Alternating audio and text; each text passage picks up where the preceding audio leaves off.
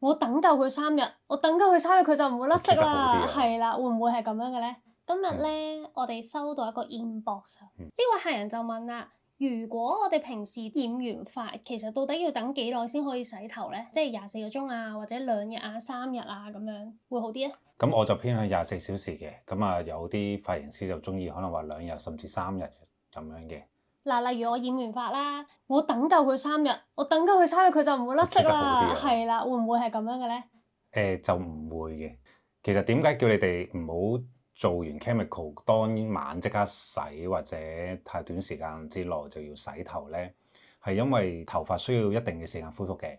咁大概就1日時間啦，因為洗頭水裏邊有活性劑，咁就清潔作用啦。咁就會令到佢頭髮本身保護佢嗰個油分會洗走。係啦，當然啦，你話染完嗰晚即刻洗，你係咪啲頭髮嘅顏色會即刻甩晒咧？其實都唔會嘅，但係只不過係冇一個足夠嘅時間等佢去恢復咧，你就洗頭咧，佢就冇咁好啫，keep 得。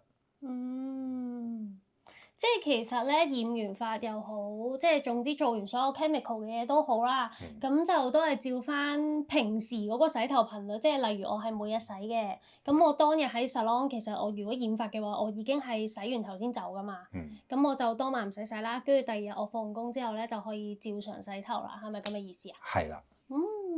如果你哋有其他問題嘅話，都記得可以 inbox 我哋或者留言俾我哋都 OK 噶，咁我哋下次再見啦，拜拜。